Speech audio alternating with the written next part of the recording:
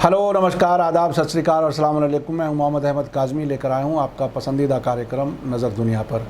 आज वाशिंगटन में white house में यूनाइटेड अरब एमिरेट्स और बहरीन इजराइल के साथ नॉर्मल ताल्लुकात के एग्रीमेंट पर दस्तखत कर रहे हैं। भारत और अमेरिका की राजधानी वाशिंगटन के बीच 9.5 घंटे टाइम का फ़र्क है। जिस वक्त मैं आपको ये ख़बर पहुँचा रहा हूँ, अभी वहाँ दिन के 11:30 बजे हैं। आज सैकड़ों मेहमान वाइट हाउस के साउथ लॉन में इकट्ठे हो रहे हैं, जहां जश्न का माहौल है। डोनाल्ड ट्रंप प्रेसिडेंशियल इलेक्शन से ऐन पहले इसे अपनी बहुत बड़ी कामयाबी के तौर पर पेश कर रहे हैं। उधर दूसरी तरफ फ़िलिस्तीन के दो सबसे बड़े ग्रुप्स, गज़ा में हुकूमत करने वाले हमास और वेस्ट बैंक में मौजूद फतह ग्रुप और कई दूसरे फ़िलिस्तीनी ग्रुप्स ने यूनाइटेड फील्ड लीडरशिप तय कर ली है और न सिर्फ वेस्ट बैंक और गज़ा में बल्कि दुनिया की कई राजधानियों में आज America, United Arab Emirates, Bahrain और इजरायली एम्बेसीज़ के सामने प्रोटेस्ट किए जा रहे हैं। उधर एक इजरायली अखबार ने बताया है कि यूनाइटेड अरब एमिरेट्स में तख्ता पलट की कोशिश को नाकाम करने के लिए इलाके में अमरीकी और इजरायली खुफिया कारिंदे तैनात किए गए हैं। साथ ही डोनाल्ड ट्रंप की तरफ से इस मौके पर अरब मुल्कों को खुश करने वाला ईरान मुखालिफ बयान सामने आया है। उन्होंने कहा है कि अगर ईरान ने कोई हमला किया तो अमेरिका 1000 गुना ज़ोरदार जवाब देगा। ये वही अमेरिका है जो सितंबर 2019 में अपने सबसे मॉडर्न ड्रोन ग्लोबल हॉक को ईरान के ज़रिए मार गिराए जाने और जनवरी 2020 में जनरल कासिम सुलेमानी और अबू मेहंदी अल मुहंदिस के कत्ल किए जाने के बाद इराक़ में अमरीकी छावनियों पर ईरानी हमलों का आज तक जवाब नहीं दे सका है। ख़बर काफ़ी अहम और दिलचस्प है, आखिर तक ज़रूर देखें।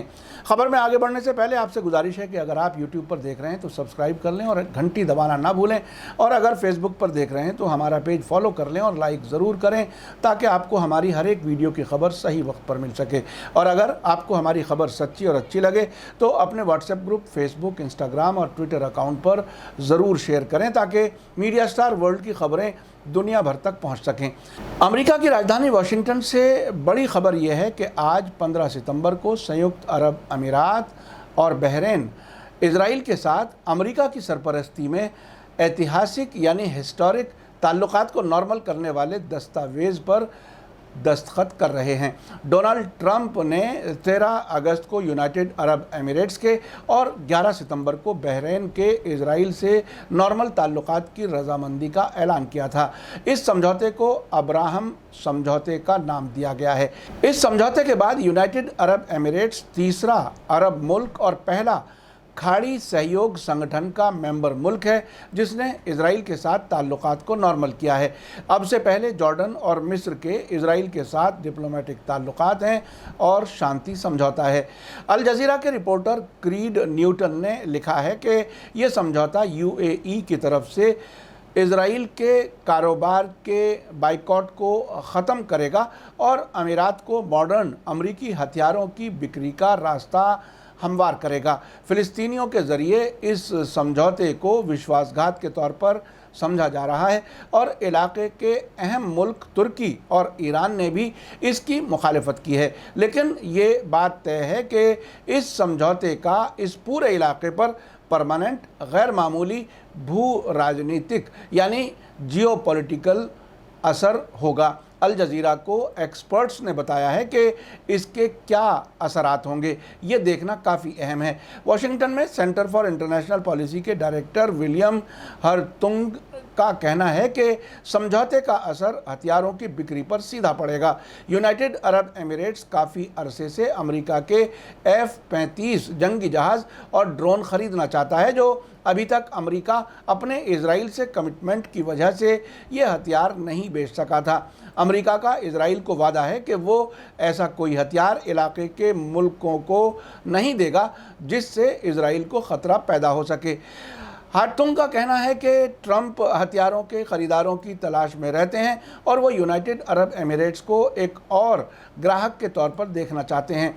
अल जज़ीरा की रिपोर्ट में आगे कहा गया है कि 2019 में अमेरिका के हथियारों की दुनिया भर में बिक्री 42% बढ़ी है, जो तकरीबन 70 अरब डॉलर ज़्यादा है। हथियारों की खरीद में मिडिल ईस्ट और नॉर्थ अफ्रीका के मुल्क सबसे आगे रहे हैं। इन मुल्कों में 2018 में 11.8 अरब डॉलर के हथियार खरीदे थे, जबकि 2019 में 25 अरब डॉलर के अमरीकी हथियार खरीदे, जिसका मतलब सीधा सीधा ये हुआ कि ये 111% इजाफा है। हथियार खरीदने वाले मुल्कों में मोरक्को सबसे आगे रहा और उसने 12 अरब डॉलर के हथियार खरीदे हैं। यूनाइटेड अरब एमिरेट्स ने 2019 में अमेरिका से 4.7 अरब डॉलर, बहरीन ने 3.37 अरब डॉलर और सऊदी अरब ने तकरीबन 2.7 अरब डॉलर के हथियार अमेरिका से ख़रीदे हैं। यहाँ मैं ये बता दूं कि मई 2017 में जब डोनाल्ड ट्रंप सऊदी अरब के दौरे पर, पहले विदेशी दौरे पर गए थे, तब सऊदी अरब ने अमेरिका से 10 वर्षों में 350 अरब डॉलर के हथियार खरीदने का समझौता किया था। लेकिन यमन जंग और अंदरूनी क्राइसिस की वजह से सऊदी अरब की हालत ख़राब हो चुकी है। वो इन आंकड़ों से साफ नज़र आ रहा है। यहाँ मैं ये भी बता दूं कि मई 2017 में जब डोनाल्ड ट्रंप सऊदी अरब के दौरे पर, पहले विदेशी दौरे पर गए थे, तब सऊदी अरब ने अमेरिका से 10 वर्षों में 350 अरब डॉलर के हथियार खरीदने का समझौता किया था। लेकिन यमन जंग और अंदरूनी क्राइसिस की वजह से सऊदी अरब की हालत ख़राब हो चुकी है। वो इन आंकड़ों से साफ नज़र आ रहा है। वो 2019 में अमेरिका से सिर्फ 2.7 अरब डॉलर के ही हथियार ख़रीद सका है। यानी अगर वो हर साल इतने हथियार अमेरिका से ख़रीदे तो 350 अरब डॉलर के हथियार 116 साल में ख़रीद सकेगा। यानी 2017 में उसका इरादा था कि 350 अरब डॉलर के अमेरिकी हथियार 10 वर्षों में ख़रीदे, लेकिन अब हालत पतली नज़र आ रही है। ये आंकड़े अमेरिका के विदेशों को हथियारों के बेचने पर नज़र रखने वाले forum for the arms trade यानी FAT से लिए गए हैं। वाशिंगटन से छपने वाले द हिल अखबार ने बताया है कि व्हाइट हाउस ने आज के इस फंक्शन में सीनियर रिपब्लिकन मेंबरों को दावत दी है। व्हाइट हाउस के एक सीनियर अफसर ने मंडे को अखबार वालों को बताया कि ट्यूसडे को व्हाइट हाउस के साउथ लॉन में होने वाले दस्तखत समारोह में बड़ी तादाद में डेमोक्रेट पार्टी के लीडर्स को भी दावत दी गई है। आमतौर पर डोनाल्ड ट्रंप अपने मुखालिफ डेमोक्रेट्स को ऐसे मौक़ों पर भी व्हाइट हाउस में नहीं बुलाते। इधर गज़ा से अल जज़ीरा के रिपोर्टर अली आज़म ने बताया है कि अरब मुल्कों के ज़रिए इज़राइल के साथ ताल्लुक़ात को नॉर्मल बनाने से नाराज़ फ़िलिस्तीनी पॉलिटिकल ग्रुप्स में एकता बहाल करने के लिए सभी ग्रुप्स बातचीत कर रहे हैं और गज़ा पट्टी और वेस्ट बैंक के बीच इख्तलाफ को ख़त्म करने के लिए पहले से कहीं ज़्यादा कामयाब बातचीत चल रही है। अली आज़म ने इज़राइल के यूनाइटेड अरब एमिरेट्स और बहरीन के साथ होने वाले एग्रीमेंट के बारे में कहा है कि ये कदम लंबी मुद्दत से चली आ रही अरब की उस मांग को ख़त्म कर देगा कि इज़राइल 10 साल पुराने कब्ज़े को ख़त्म कर दे और फ़िलिस्तीनियों के साथ 2 मुल्क वाले हल पर रजामंद हो जाए। यानी अब के बाद अब ये मांग नहीं हो सकेगी कि इज़राइल फ़िलिस्तीनी ज़मीन को खाली करे या फ़िलिस्तीन अलग मुल्क बनाने को तैयार हो जाए।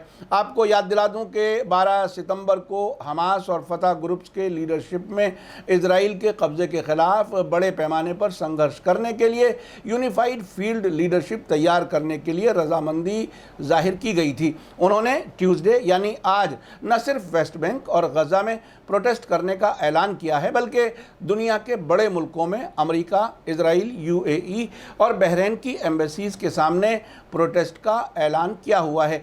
इन प्रोटेस्ट में फ़िलिस्तीनियों और उनके सपोर्टर्स के हिस्सा लेने की उम्मीद है। इस बीच इज़राइल के अखबार इसराइल ह्यूम ने यूनाइटेड अरब एमिरेट्स में तख्ता पलट के चांसेस की बात कही है और साथ ही कहा है कि इज़राइल और अमेरिका की खुफिया एजेंसियों के लोगों की अरब मुल्कों की हुकूमतों को सिक्योरिटी देने के लिए तैनाती कर दी गई है। अखबार ने इस पर गहरी चिंता जताते हुए कहा है कि तेल अवीव के राजनीतिक गलियारों में आजकल ये मामला सबसे ज़्यादा गर्म है।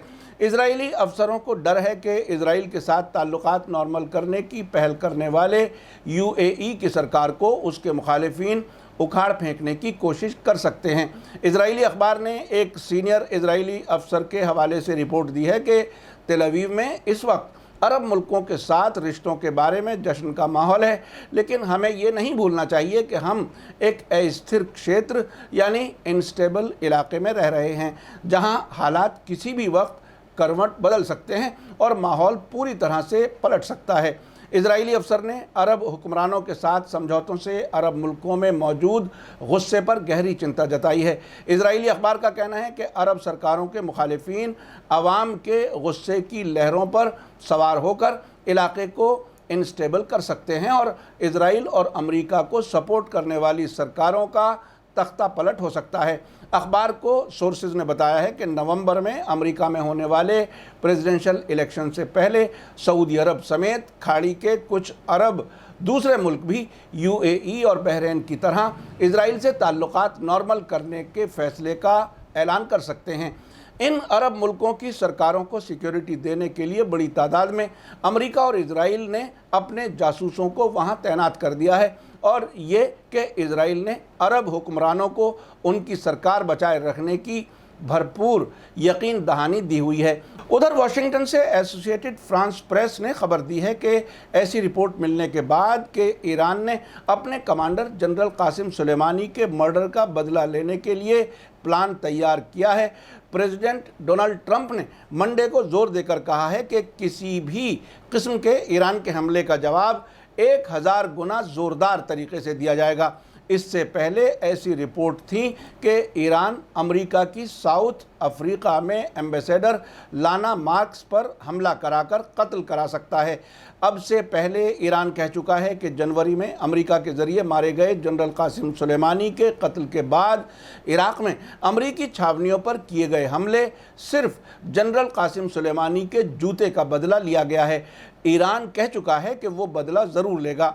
आखिर में आपको बता दूं कि अमेरिका, इजराइल और कुछ अरब मुल्क चाहे कितने भी नज़दीक आ जाएं, लेकिन फ़िलिस्तीनियों के दिलों से अपने मुल्क से प्यार ख़त्म नहीं करा सकते।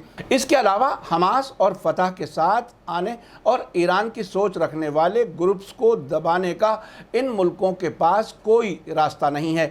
अब जिस तरह से फ़िलिस्तीनी कह रहे हैं कि अरब मुल्कों के इजराइल से नॉर्मल ताल्लुकात होने का फ़ैसला धोखा और उनकी कमर में छुरा घोंपने जैसा है, ऐसी हालत में इन सभी को खामोश नहीं किया जा सकता।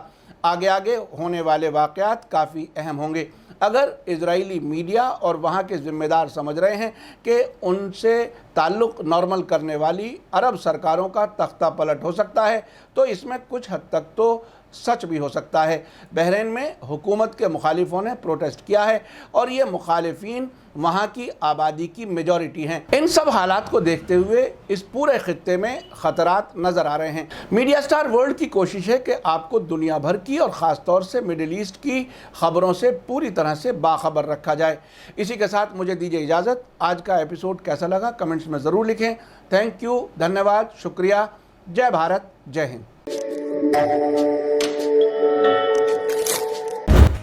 मीडिया स्टार वर्ल्ड के और वीडियो देखने के लिए हमारे चैनल को सब्सक्राइब करें और सीधे नोटिफिकेशन पाने के लिए बेल आइकन दबाएं। और अगर हमारी खबर सच्ची और अच्छी लगे तो अपने व्हाट्सएप, इंस्टाग्राम, फेसबुक और ट्विटर अकाउंट पर ज़रूर शेयर करें।